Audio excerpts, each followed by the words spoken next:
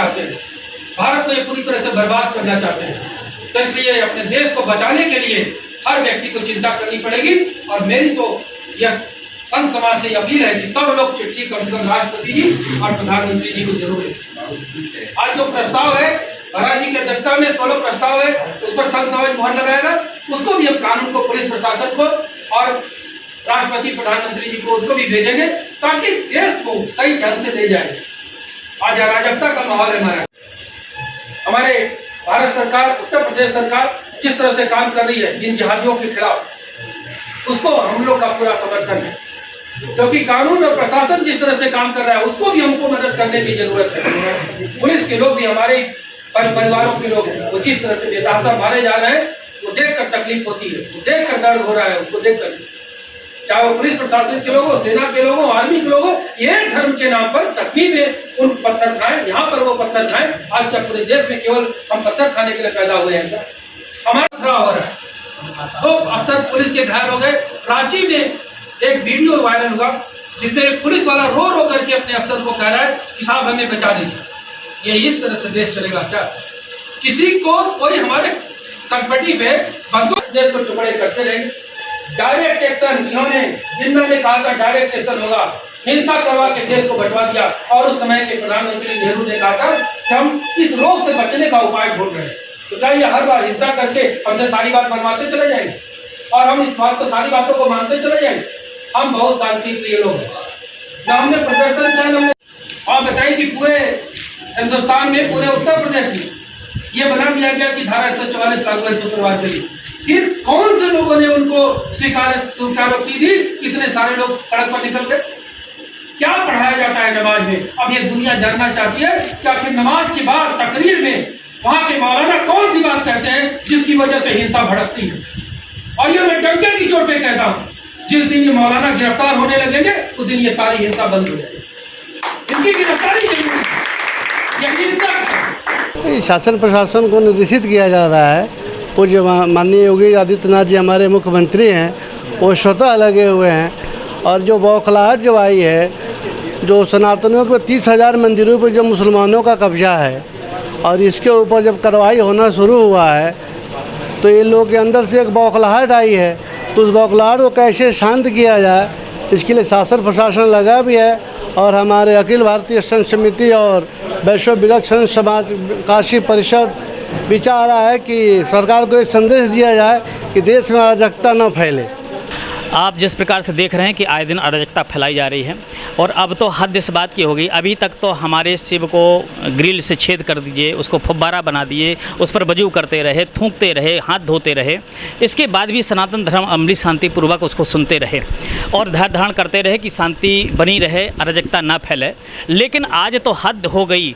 आज तो इस प्रकार से कि एक बेटी ने, जो उनके कुरान में लिखा है, भारत की बेटी नूपुर शर्मा ने अगर कह दिया कि वो भी तब जब हमारे शिव जी को फुटपाथ पर कहने वाले कि हर फुटपाथ पर शिव जी हैं, जब यह कहने वाले लोग सामने आ गए कि पर्सनल पार्ट को पूछते हैं हिंदू लोग, तो इस प्रकार के जब अपमान भरे शब्द हमारे शिव जी को किया जा रहा, हमारे राम जी को किया जा रहा, हमारे कृष्ण को बोला जा रहा है, इसके बाद भी सनातन धर्म भी शांतिपूर्वक सुन रहा है, अराजकता नहीं फैला रहा है, किसी प्रकार का क्रोध नहीं कर रहा है। लेकिन ये जो इनके मौलवी हैं बैठ करके मस्जिदों से ऐलान कर रहे हैं और कह रहे तुम आओ मस्जिद में इकट्ठा हो, अराजकता फैलाओ, ईंट पत्थरबाजी करो, तो इस प्रकार का ये कब तक चलेगा? इसलिए शासन प्रशासन के माध्यम से बताना चाहता हूं और ये कहना चाहता हूं कि जिस प्रकार से जुम्मे की नमाज में अभी आपने कानपुर में दंगा देखा, कल आपने इलाहाबाद में देखा, रांची में देखा, हर जगह इस प्रकार से मतलब क्या सिखाया जा रहा है? उस नमाज में, जुम्मा की नमाज में कौन सी चीज़ पढ़ाई जा रही है जो कि लोग बाहर आते ही बौखला जाते हैं और इस पर पत्थरबाजी करने लगते हैं, प्रशासन के ऊपर पत्थरबाजी करने लगते हैं, लोगों को पत्थर फेंकने लगते हैं, घरों पर पत्थर फेंकने लगते हैं। ये कब तक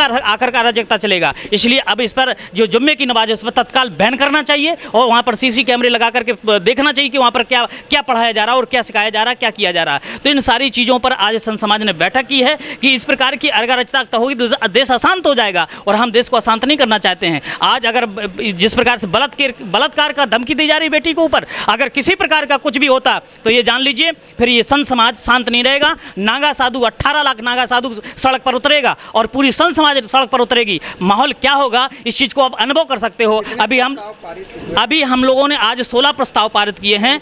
उसमें मुख्य तो जैसे कि नमाज पर जो प्रतिबंध होना चाहिए, जो जुम्मे की नमाज होती है, और जो ग्रिल पर वो की गई है, चोटिल पहुंचाई गई, उस पर मुकदमा FIR होगा।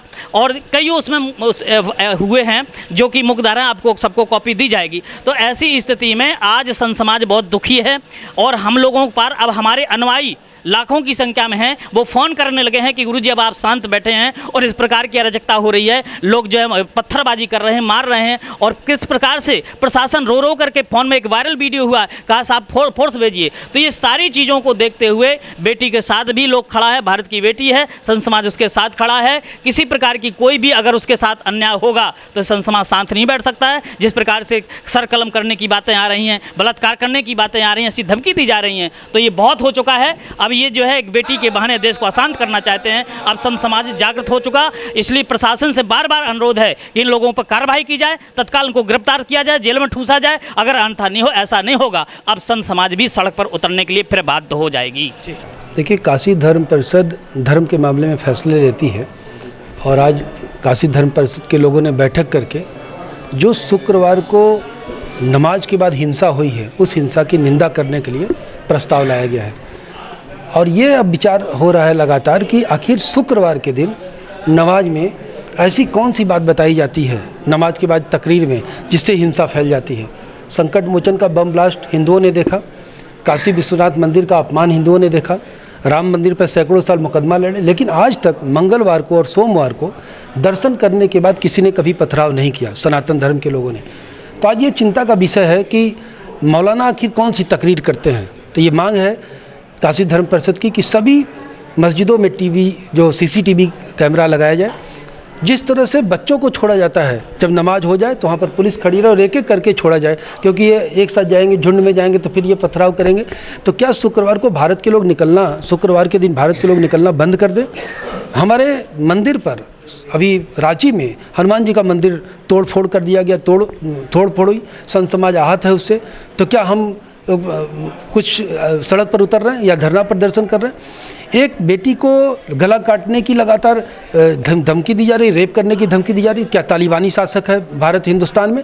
तो वो इस्लामिक जिहादी बड़े सातिर ढंग से भारत को इस्लामिक देश बनाने का एक संगठित प्रयास कर रहे हैं, और इस संगठित प्रयास के जरिए वो चाहे सनातन धर्म के प्रतीकों पर टिप्पणी करना, हिंसा करना, वो उनका मॉडस ऑपरेंडी है। तो इस मॉडस ऑपरेंडी को सरकार को समझना पड़ेगा, और सरकार अगर नहीं समझेगी तो फिर भाई संत समाज जो फैसला लेगा आगे सब। 16 प्रस्ताव में ये जो अराजकता फैल रही है उस पर रोको, और ये जो नमाज के बाद पत्थरबाजी हो रही है इस पर सख्त से सख्त कार्रवाई हो, और जो नूपुर शर्मा को जान से मारने की धमकी दी जा रही है खुलेआम, उस पर कड़ी कार्रवाई हो, और सनातन धर्म पे जो लोग कुठाराघात कर रहे हैं और धमकी खुलेआम कह रहे हैं, तो उस पर भी हम ये सरकार से निवेदन करेंगे कि ऐसे भड़काऊ भाषण देने वाले मौलानाओं को शीघ्र से शीघ्र गिरफ्तार किया जाए। गुरुजी, सड़कों पर उतरने की भी आपने चेतावनी है यहाँ पे दे रखी है जी। क्या शासन प्रशासन पे भरोसा नहीं रह गया है? महाराज जी योगी आदित्यनाथ